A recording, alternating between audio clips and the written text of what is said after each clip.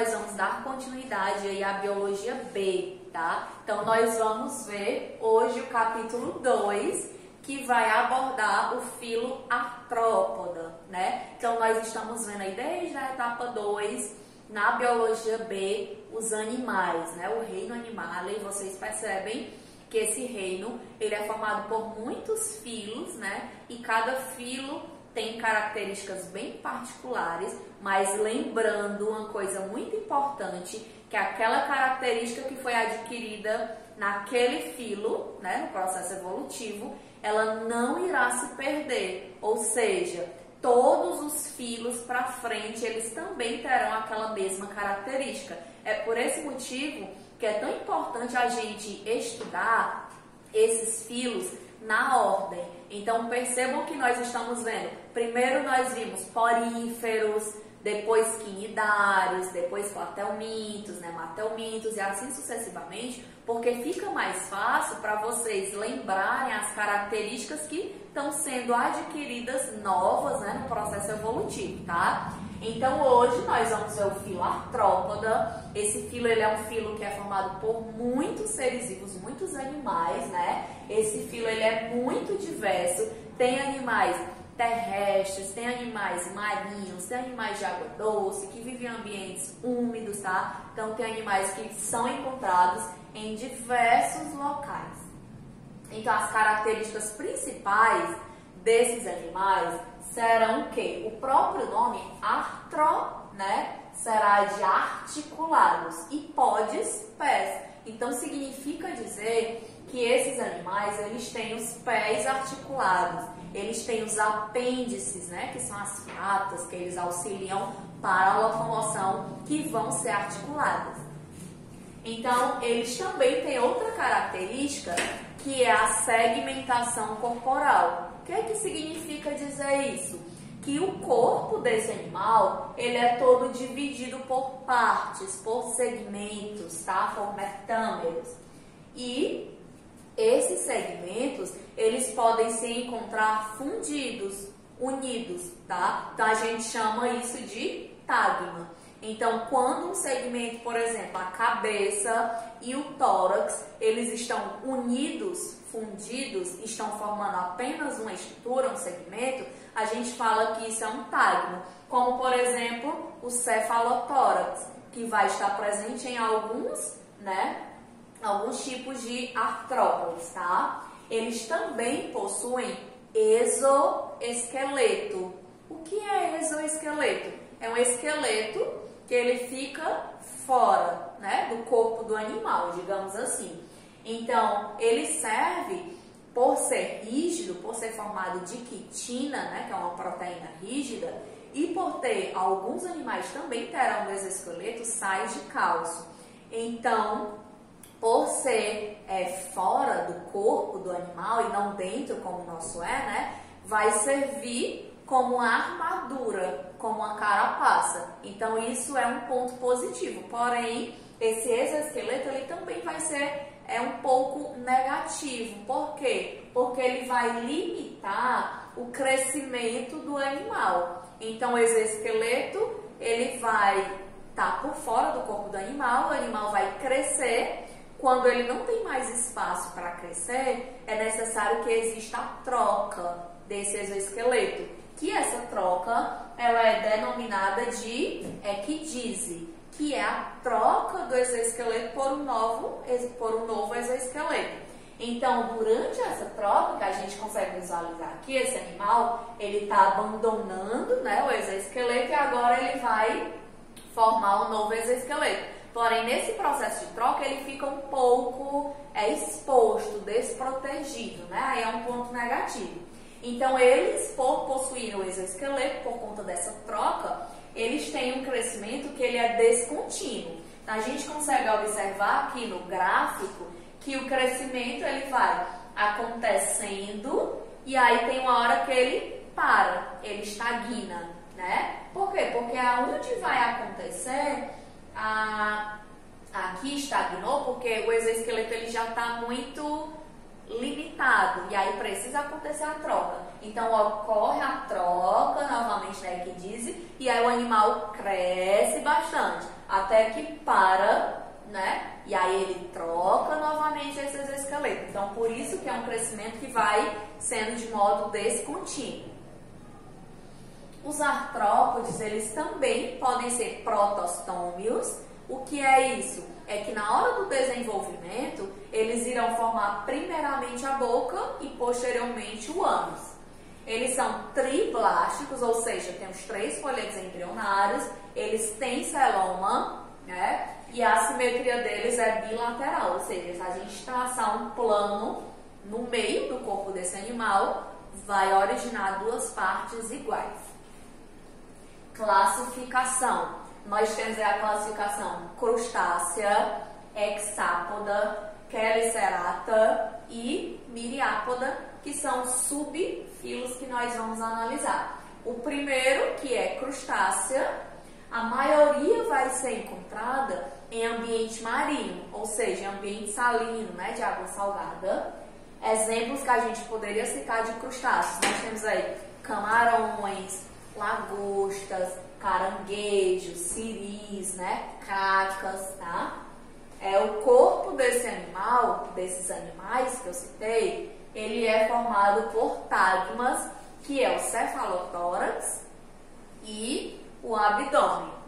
Ele vai ter um exoesqueleto que, além de ter quitina, também vai ter sais de cálcio, né? Então, por exemplo, caranguejo. Quem é que gosta de comer caranguejo? Para a gente comer caranguejo, precisa quebrar, né, o exoesqueleto, é um esqueleto bem duro, bem rígido, né? Justamente porque tem sais de cálcio. Esses sais de cálcio, nós também temos ele nos nossos ossos, nossos dentes, né? São estruturas bem rígidas.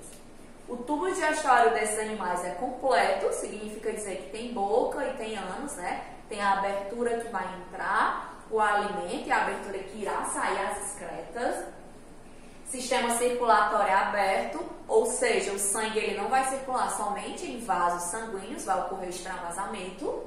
Eles possuem a hemocianina, que é um pigmento que vai auxiliar nessa troca de gases. A respiração é branquial, por quê? Porque eles são animais que vivem dentro do ambiente aquático. Possuem a hemolinfa, que é um pigmento que vai ter uma coloração, né? Então eles não têm sangue, tá? Eles podem ser dioicos, tem o macho e tem a fêmea, e o desenvolvimento é indireto. Por quê? Porque há o estágio larval, então eles sofrem metamorfose. Aqui a gente consegue analisar uma imagem, né, de um crustáceo, que a gente vê aqui o cefalotórax, que é toda essa região aqui, onde a gente vai encontrar as pernas, as patas locomotoras, né? Aqui tem a parte da pinça, né? Aqui tem o abdômen, tem o telson, que é a região final. Eles possuem antenas, tá? 2 antenas bem longas e 2 mais curtas, que servem para orientação sensorial. A outra classificação são os hexápodas, que são os insetos. Então, os insetos mais comuns, mais conhecidos que a gente poderia citar: grilos, besouros, formigas, borboletas. O exoesqueleto dele é só quitinoso, não tem sais de cálcio. Esses animais, os insetos, eles são encontrados em muitos ambientes, tá? Existe uma grande diversidade de insetos. Por quê? Porque eles possuem asas. As asas possibilitaram esses animais a atingir novos lugares, né? A buscar novos ambientes. Então, por isso que eles são encontrados em muitos ambientes. O corpo deles é formado por 3 segmentos, como cabeça, tórax e abdômen, né? Então, percebem a diferença aí de crustáceos, que é o cefalotórax, né? Era unido, e aqui é separado, tá? As regiões. Aqui nós temos uma imagem que mostra a cabeça, que é onde vai ter os olhos compostos. Esses olhos compostos, eles são muito eficientes, tá? Tem as antenas, que funcionam como um órgão sensorial, digamos assim, para que esse animal ele possa se localizar. Tem o tórax, onde a gente percebe que tem patas. E o abdômen, que é onde vai ter as asas, onde tem as pernas articuladas. E eles possuem, gente, mandíbulas. E essas mandíbulas, elas vão ter uma variação de acordo com o tipo de alimento que esse inseto terá. Então, no caso do besouro, a gente consegue perceber, ó, que o besouro ele tem uma mandíbula mais resistente, que vai cortar, né? Vai cortar o alimento. A borboleta, ela tem aqui uma maxila com a probóscide. Por quê? Porque ela vai se alimentar sugando coisas, né? A abelha também, né? Ela tem uma maxila e um palpo labial para sugar o néctar. O mosquito, né? Para picar a gente, por exemplo. Então, ele tem um sulco labial que consegue injetar e picar, sugar o sangue, né? Então, eles têm formatos diferentes de mandíbula de acordo com o tipo de alimento que ele terá. A hexápoda, o tubo digestório também é completo, o sistema circulatório também é aberto, eles não possuem pigmentos respiratórios, tá? Diferente do grupo anterior. A respiração ela é traqueal, vão respirar por traqueias. Essas traqueias, elas são muito eficientes. Então, no caso dos hexápodas, o sistema circulatório, ele não funciona em conjunto com o respiratório. Por quê? Por conta da eficiência dessas traqueias. Eles vão excretar, liberar os resíduos, principalmente o ácido úrico, né, que é o resíduo metabólico, através dos túbulos de Malpighi. Eles são dioicos, ou seja, tem um indivíduo macho, tem um indivíduo fêmea, a fecundação ocorre internamente dentro do corpo do animal e eles têm desenvolvimento indireto, ou seja, eles irão passar por um processo de metamorfose e há divisão de 3 tipos de metamorfose. Alguns não têm metamorfose de jeito nenhum, outros eles são hemimetábolos, ou seja, a metamorfose vai acontecer de modo incompleto. E tem a holometábolo, que a metamorfose vai acontecer de modo completo. E aqui a gente consegue perceber as diferenças. Então, nós temos aqui aquele que já nasce igual ao indivíduo adulto, né? Não terá metamorfose.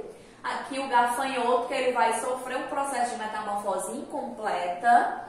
E aqui a mosca doméstica, que a metamorfose ela é completa, né? Então, tem o estágio larval. Os queliceratas. Nós temos aqui os aracnídeos, que os principais representantes vão ser aranhas, ácaros, escorpiões, tá? Eles têm esse nome porque eles possuem quelíceras. O que é isso? São apêndices que terão garras para poder aprender, segurar, digamos assim, o alimento para ser mais fácil deles se alimentarem. Eles são muito encontrados no ambiente terrestre, a maioria. O corpo deles é dividido em cefalotórax, que recebe o nome de prossomo, ou opsomo, que é a parte do abdômen. Esses animais, eles não possuem mandíbulas, diferente dos 2 grupos anteriores, né? E eles também não vão possuir antenas, tá? Então, aqui a gente consegue perceber, né, a estrutura corporal desses animais. Eles têm aqui os pedipalpos, que são essas estruturas aqui que servem para se encontrar, localização, tá? Eles têm aqui as quelíceras, ó, que é essas apêndices aqui, tem patas, tem olhos, aqui é o cefalotórax, aqui é o abdômen, e aqui a gente consegue encontrar, ver, né, diversos animais que são desse grupo, carrapatos, pulgas, ácaros, escorpiões, aranhas, né? E uma característica dos quelicerados é que eles vão possuir teias, alguns, né? Principalmente as aranhas, no caso, né? E para que serve essa teia? Ela vai servir, além de ser mais fácil para captar as presas, né? Vai ser também algo que vai auxiliar no processo de reprodução. O sistema digestório também é completo, tem boca e ânus, e a digestão ela acontece inicialmente extracorporal, fora do corpo. Elas vão liberar enzimas que vai digerir o animal, o alimento, a presa, e aí posteriormente elas vão absorver quando está todo digerido, né?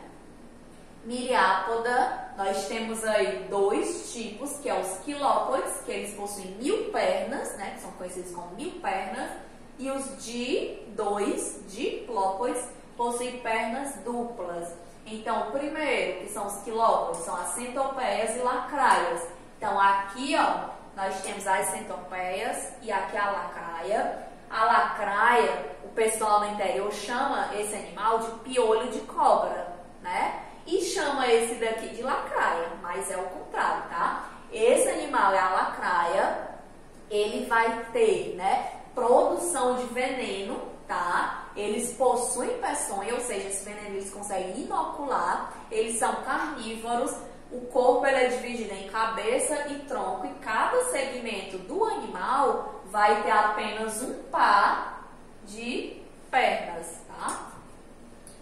O desenvolvimento é direto, ou seja, não tem estágio larval. Já os de é 2, né? 2 pares de patas, pernas por cada segmento. Os principais são piolhos de cobra e emboá, que é esses aqui. Eles se enrolam, né, quando a gente toca neles, que é uma maneira de se proteger. Eles são inofensivos, mas quando eles se sentem que estão sendo ameaçados, eles liberam o odor, que é uma coisa bem característica desses animais. O corpo é dividido em cabeça, tórax e abdômen, e eles são de extrema importância para a produção do húmus. Por quê? Porque eles também vão ajudar nessa decomposição. Para casa, vocês irão responder 550 e o praticando, desenvolvendo habilidades complementares, que está na página 559 até a página 562. Espero que tenham gostado e até a próxima aula.